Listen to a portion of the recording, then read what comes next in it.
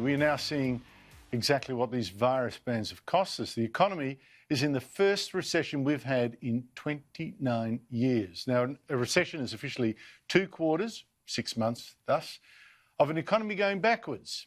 The Australian Bureau of Statistics figures today show the economy shrank 0.3% in the March quarter.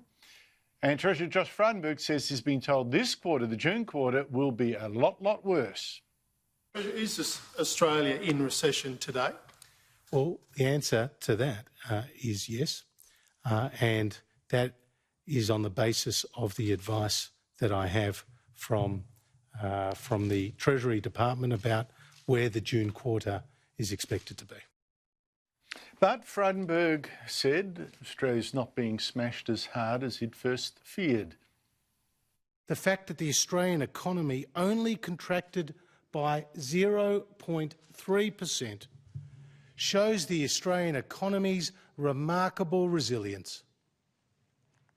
Indeed, Australia's performance in the March quarter compares very well to that seen in other nations, with negative growth of 9.8% in China, 5.3% in France, 2.2% in Germany, 2% in the United Kingdom, and 1.3% in the United States.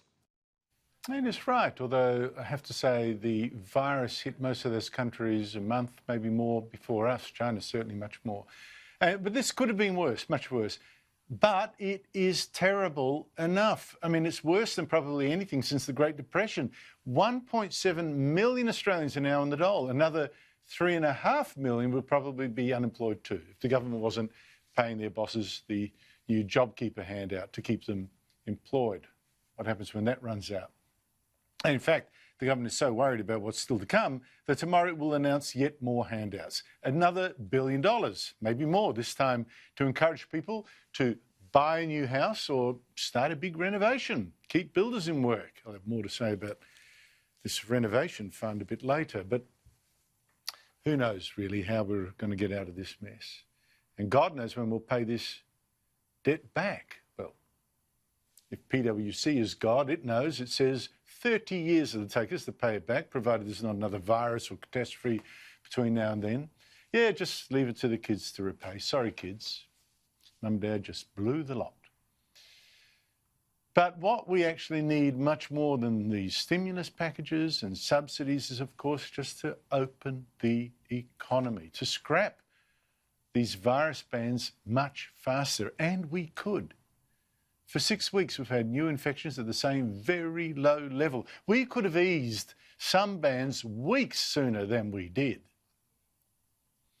And we could ease a lot more bans now. And look at today's growth figures. You look at which states were hit hardest by these virus bans. New South Wales, which had the most deaths, also was hit by the bushfires over summer that really hit. That suffered, obviously, very badly. Victoria also hit, not as bad. Western Australia with this mining actually did well. But check out South Australia. Final demand down 1%. Now, this state really gets me. This state epitomises the panic. It hasn't actually had a single person catch the coronavirus from someone else in South Australia since April. Not a single transmission in the community for more than a month. You could go into a packed pub or a packed restaurant right now, if that were actually allowed, and the chance of getting the virus would be about the same as being hit by lightning. So you would have thought this state, more than anyone, because it's such a mendicant state to start with, would grab the chance now to relax more of the social distancing bans that are killing businesses like restaurants in particular. But the timidity of its leaders. What we are seeing is other states improving, and so hopefully very soon we'll be in a position to start easing those border restrictions. We can't keep our borders closed in South Australia forever. That is impractical. It would be, I think it would be economically damaging for our state, but we're not going to lift them too early. Or take Queensland. Just 5 people in that whole state still have the virus. And today, again, no new infections reported, none in New South Wales either. So why not open the state more of those businesses there. And why not open the border too? Let tourists in and save the tourism sector at least. And look, if it doesn't work, if there's a little spike of infections, okay, put some of the bans back on. Or just blitz the infection spots like sensible countries would do. But this way seems nuts. You know how many people we've got in hospital with this virus right now in the entire country? 26. That's 1 in a million of us. But look what we're doing to ourselves in our panic.